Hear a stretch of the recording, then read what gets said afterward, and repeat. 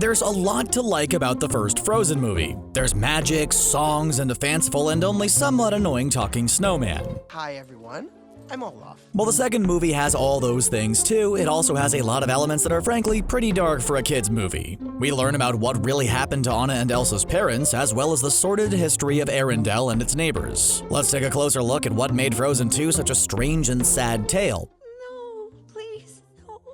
And what tragic real-life events it reminds us of. It was an accident. I'm sorry, Anna. And of course, there will be spoilers, so hit pause if you haven't had a chance to see it yet.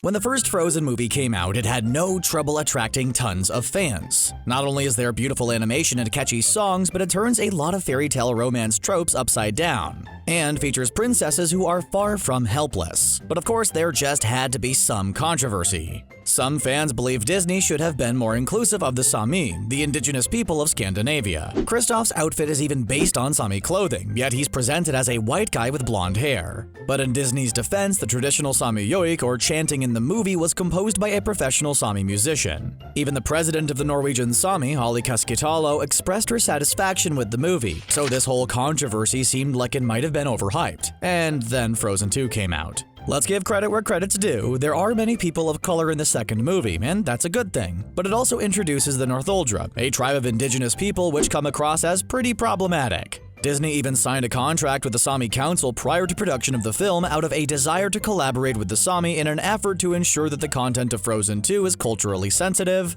appropriate, and respectful of the Sami and their culture. But despite their good intentions, the movie had a weird Pocahontas vibe, and a dark undercurrent that seemed to contradict the happy, snowy levity from the first movie. The Northuldra are presented as less technologically advanced than the people of Arendelle. They venerate nature, and prefer to live simply in the forest rather than congregate in giant stone cities. Then King Agnar, Elsa and Anna's grandfather, offers them a gift that's really just a way to trick them into letting their guard down. Once the Northuldra are at ease, the king strikes their defenseless leader, leading to a huge conflict between the two groups. Arendelle goes on to grow and prosper, while the forest that the Northuldra inhabit suffers as the result of their water being dammed up and the nearby spirits being irritated about it. Yeah, this all sounds way too much like some painful and unpleasant parts of actual history.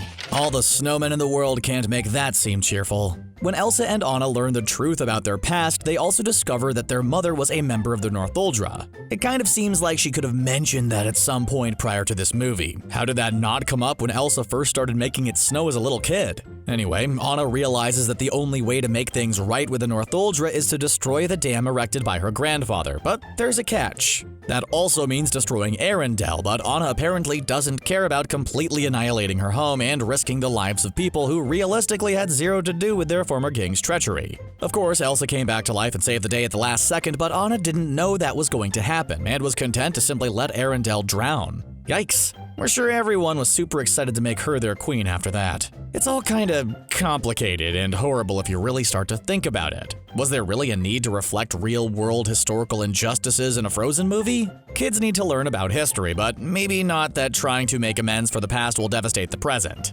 There were constant songs in the movie, but I just kept waiting to hear someone break into Colors of the Wind, especially with all those leaves swirling around.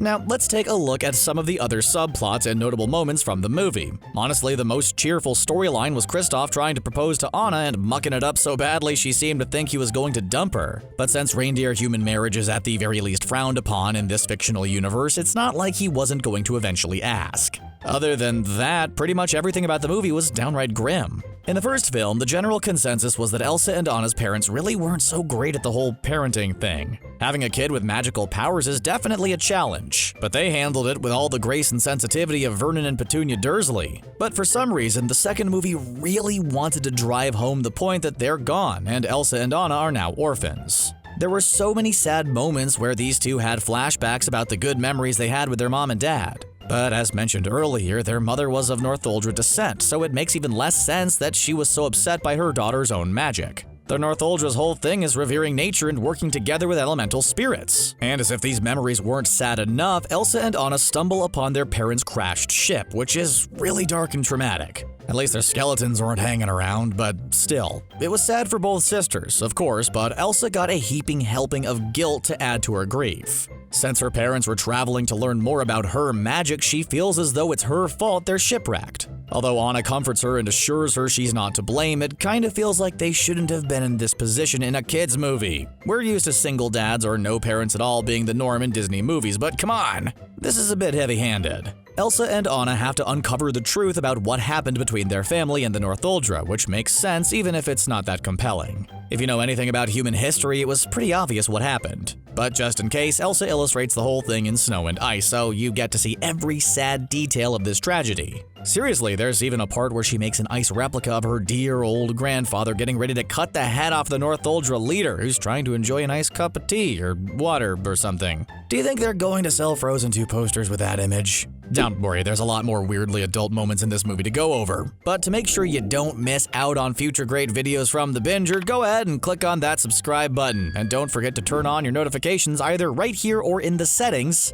if you're on your phone. Don't let your favorite content get lost in the YouTube algorithm. Now, let's get back into the unsettling reality of Frozen 2. Olaf is a happy-go-lucky animated snowman for the most part, but in the second movie, pretty much everything he says is disturbing. Well, except for all the harping on he does about how water has memory. Not that that got old really fast or anything. But speaking about getting old, Olaf is really into the idea of entropy in this movie. He sings a whole song called When I Get Older about what he thinks things will be like when he grows up. Naturally, or maybe unnaturally, this raises a lot of questions about the life cycle of snowmen. Do they actually grow and mature, or are they always just kind of like this? Anyway, Olaf sings a whole song about how when he's older, the world will definitely make sense and things won't seem as scary as they do to him now. To be fair, in the movie, he's perpetually in danger from monsters, which is something many kids are afraid of. But little does he know that adults are scared all the time too, but less about monsters and more about things like taxes and back pain. The song might be comforting to kids, but for adults it's funny in a pretty macabre way. There's also the song Some Things Never Change, which also talks about how things actually do change quite a bit. It starts out with Anna making the cheerful observation that pumpkins decay just like us human beings. Okay, so she doesn't sing the part about humans, but it's definitely implied. The whole cast sings about how they're happy and hope things never change right before everything starts to change drastically. And speaking about how things change, can we talk about the fact that multiple characters perish over the course of this movie? Elsa wants to sort things out with various elemental spirits on her journey to learn the truth about her family's past. During this time, she encounters a water spirit which resembles a horse. What magical girl doesn't love noble steeds? Well, this scene definitely subverted expectations, since that horse immediately starts trying to drown Elsa. For seemingly no reason, it pushes her down into the depths of the dark and stormy sea. It's pretty brutal, especially since it's fresh on the heels of Elsa feeling responsible for the loss of her parents. Of course, since she's Elsa, she manages to tame that elemental spirit, but things were looking pretty dicey there for a second. Oh, and as soon as Elsa does learn what happened in the past, she immediately freezes into a big old icicle. Later on, she comes back as a kind of spirit who decides to stay up north instead of returning to Arendelle. Even though she recovered, seeing Elsa turn into ice was still a bit much, and it was still nothing compared to losing Olaf. It's not just that Olaf perished, but rather how he went out. He was so excited about growing, learning, and living life, and then he just drifted away in Anna's arms while she looked on distraught. If you've ever wanted to see a snowman have an existential crisis, you definitely don't want to sleep on Frozen 2. When Olaf isn't musing about where turtles breathe from, he's contemplating the implications of his mortality. Maybe in the inevitable third movie in the franchise, he'll become a great snowman philosopher, because you know he didn't stay gone for long. The loss of Olaf was tragic and inspired Anna to sing a song called The Next Right Thing, where she talks about being utterly alone without her sister and Olaf.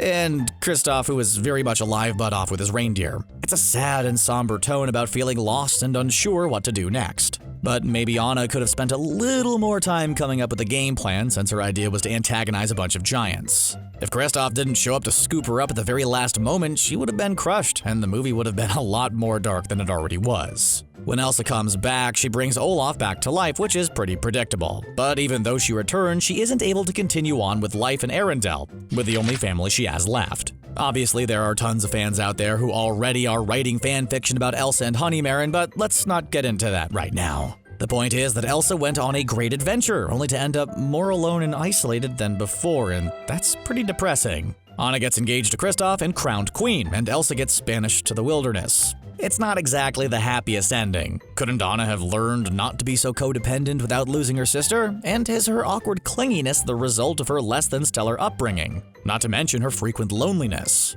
That's all just another heaping helping of sadness on the plate of despair that is Frozen 2. Maybe that's a little dramatic, but hey, so is this movie. What do you think about the implications of Frozen 2? Is it a way more dark and disturbing story than it appears, or are we overthinking it? Share your thoughts with us in the comments section below, and don't forget to like and subscribe for more videos from us here at The Binger. As always, thanks for watching. Bye for now.